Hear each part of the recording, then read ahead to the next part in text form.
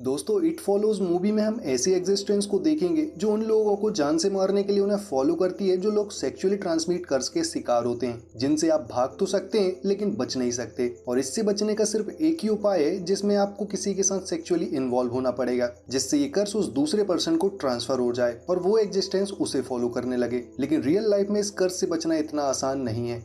तो मूवी की शुरुआत में हम एनी नाम की एक लड़की को देखते हैं जो पागलों की तरह इधर उधर भाग रही थी और बहुत डरी हुई भी थी, मानो जैसे कोई अदृश्य शक्ति उसका पीछा कर रही हो। तभी उसके पिता वहां आ जाते हैं और उसे शांत करने की कोशिश करते हैं, लेकिन एनी उनकी बात नहीं सुनती और कार लेकर वहां से भाग जाती है। मूवी के अगले सीन में हम एनी को एक बीच में देखते हैं जहां वो अपने पिता को कॉल करती है और कहती है कि वो आप दोनों से बहुत प्यार करती है और अपनी सभी गलतियों के लिए माफी मांगती है। एनी अपने पिता से ऐसे बात कर रही थी जैसे उसे पता हो कि अब वो मरने वाली है। अगली सुबह बीच में एनी की डेड बॉडी मिलती है। उसे देखकर ऐसा लगता है जैसे बहुत ही बेरहमी से उसे मारा गया हो। शायद एनी को उसी ने मारा है जिससे वो डरकर भाग रही थी। वेल, इसके बाद हम जे नाम की एक लड़की को देखते हैं जो कि पूल में तैर रही होती है। तभी उसकी बहन केली वहां आती है और उसके बॉयफ्रेंड के बारे में पूछती है। जे उसे बताती है कि वो दोनों आज डेट पर जाने वाले हैं। वहीं पर हम केली की दोस्त यारा और उसके भाई पॉल को भी देखते हैं। वही हम नोटिस करते हैं कि पॉल जे की डेट वाली बात सुनकर काफी अपसेट हो जाता है। शायद वो जे को पसंद करता था और जे का किसी और के साथ डेट में जाना अच्छा नहीं लग रहा था। उसके बाद जे अपने बॉयफ्रेंड ह्यूग के साथ मूवी देखने के लिए जाती है, जहां पर वो दोनों एक सामान्य गेम खेल रहे होते हैं। इसी दौरान ह्यूग को येलो ड्रेस में एक लड़की दिखाई देती है और जे से वो उस लड़की के बारे में पूछता है, लेकिन जे उस लड़की को देख ही नहीं पा रही थी, जिससे ह्यूग काफी घबरा जाता है और जे को लेकर वहां से निकल जाता है। फिर वो दोनों डिनर करने के लिए एक रेस्टोरेंट जाते हैं, जहाँ पर हम देखते हैं कि एक आदमी सीधा ह्यूग की ओर आ रहा होता है। अगले दिन जे और केली दोनों उसकी डेट के बारे में बात कर रहे होते हैं।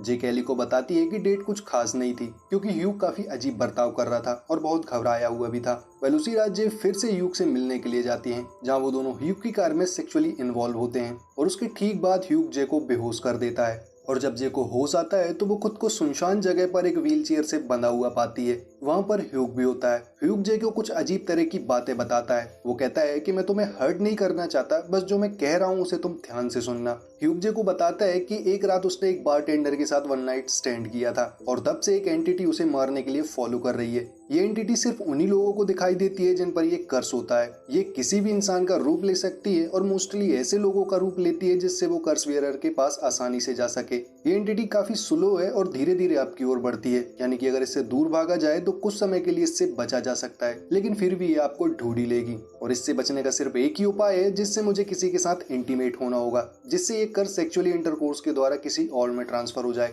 और इसलिए मैंने तुम्हें चुना और तुम्हारे साथ सेक्सुअली इन्वॉल्व होना पड़ा। अब ये कर्स तुम्हारे अंदर ट्रांसफर हो गया है और अब तुम भी उसे देख पाओगी। और क्योंकि ये कर्स तुम्हारे अंदर है, एंटिटी अब तुम्हें फॉलो करेगी, लेकिन तुम्हें इससे बचना होगा, क्योंकि अगर इसने तुम्हें मार दिया देन फिर से ये मुझे मारने की कोशिश करेगी और मेरे बाद उस बारटेंडर के पीछे पड़ जाएगी। इसलिए तुम जितनी जल्दी हो सके किसी और के साथ सेक्सुअली इन्वॉल्व होकर इस कर्स को ट्रांसफर कर देना। इस दौरान एक नेकेड गर्ल उनकी ओर आ रही होती है। ह्यूग उसकी ओर इशारा करता है और जे को बताता है कि यही एंटिटी है। अब क्योंकि जे भी कर्स वेयरर थी, वो उसे देख पा रही थी। एंटिटी उनके काफी करीब आ जाती है। तभी ह्यूग जे को लेकर वहां से भाग जाता है और जे को उसके घर के बाहर छोड़ देता है। इसके कुछ देर बाद पुलिस वहां पर आती है। वहीं जे पुलिस को अपने साथ हुए सेक्सुअल असॉल्ट के बारे में बताती है, लेकिन अगले दिन पुलिस ह्यूग को ढूंढ नहीं पाती क्योंकि ह्यूग इस टाउन में नया था और नाम बदल के रह रहा था। शायद ह्यूग कर्स को ट्रांसमिट करने के उद्देश्य से इस टाउन में आया था और जैसे ही उसने जे के अंदर ट्रांसफर किया, वो वापस अपने टाउन चला गया होगा। वेल, कुछ दिनों बाद जे अपने स्कूल जाती है,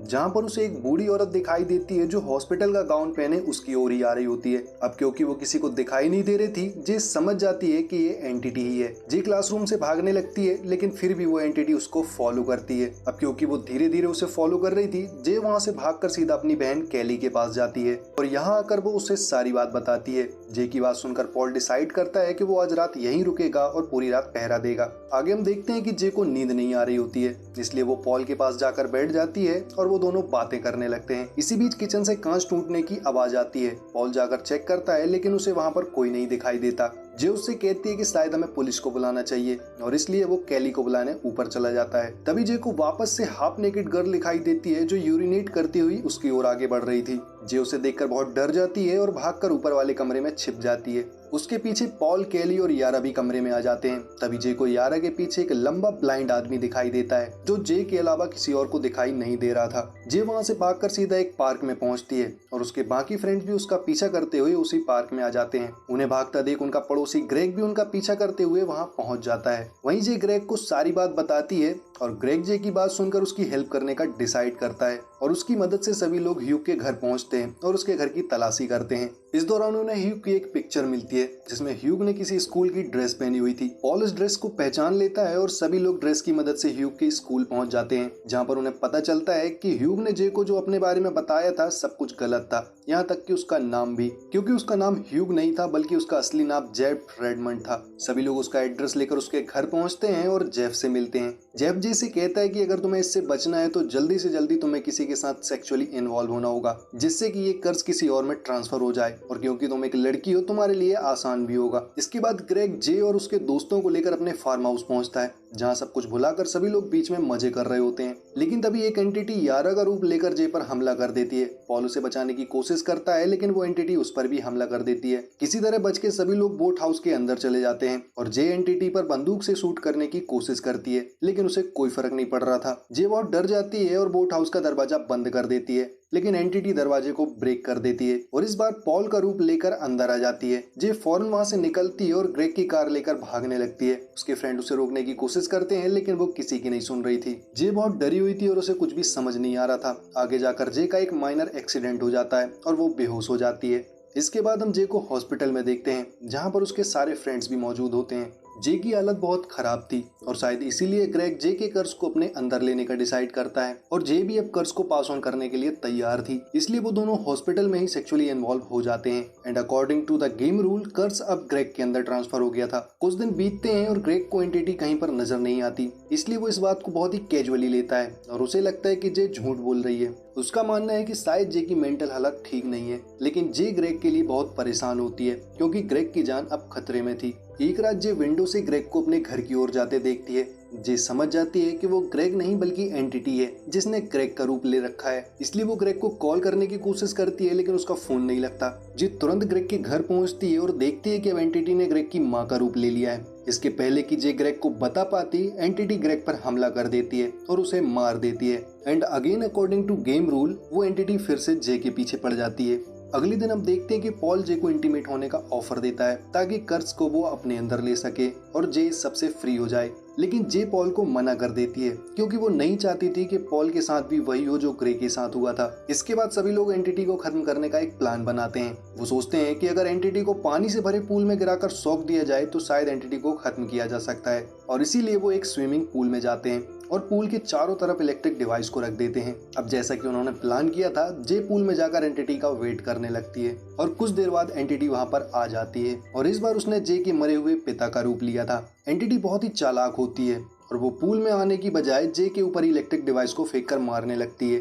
अब क्योंकि पॉल को एंटिटी दिखाई नहीं दे रही थी, इसलिए वो अंदाज से ही उस पर गोली चला रहा होता है और इसी वजह से एक गोली पॉल की बहन यारा को लग जाती है।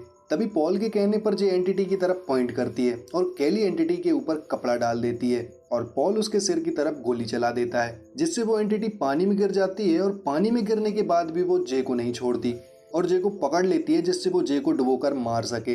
पॉल वापस से उस पर गोली चलाता है जिससे एंटिटी जे को छोड़ देती है और जे की जान बच जाती है। कुछ देर बाद एंटिटी वहां से गायब हो चुकी थी और पूल में उन्हें खून ही खून नजर आ रहा था। उसे देखकर वो समझ जाते हैं कि उनका प्लान फेल हो चुका है। Well in the next day हम देखते हैं कि जे को ना चाहते हुए भी उसे पॉल के साथ सेक्सुअली इन्वॉल्व होना पड़ता है, जिससे वो कर्ज पॉल में ट्रांसफर हो जाए। मूवी के अगले सीन में हम पॉल को एक प्रोस्टिट्यूट एरिया में जाते हुए देखते हैं, जिससे वो कर्ज को किसी गर्ल के साथ सेक्सुअल इन्वॉल्व होकर उस गर्ल में ट्रांसफर कर दे, जिससे कि वो कर्ज बहुत दूर निकल जाए। वेल पॉल ऐसा कर पाता है या नहीं, मूवी में हमें नहीं दिखाया गया। अगले दिन हम पॉल और जे को एक दूसरे का हाथ पकड़े वॉक करते हुए देखते हैं और उनके ठीक पीछे एक आदमी को उनका पीछा करते हुए भी देखते हैं, जिससे हमें पता चलता है कि शायद पॉल अभी भी कर्ज्ड है और एंटिटी उसका पीछा कर रही है। और इसी के साथ एक और मूवी का सफर खत्म हो जाता है। तो ये थी इट फॉलोज मूवी की पूरी एक्सप्लेनेशन। आई विश कि ये वीडियो आपको बहुत पसंद आए। दोस्तों, अगर हमारी वीडियोस आपको पसंद आ रही हैं तो प्लीज वीडियो को लाइक और चैनल को सब्सक्राइब जरूर कर दें। मिलते हैं आपसे एक और इंटरेस्टिंग वीडियो के साथ, तब तक के लिए गुड बाय।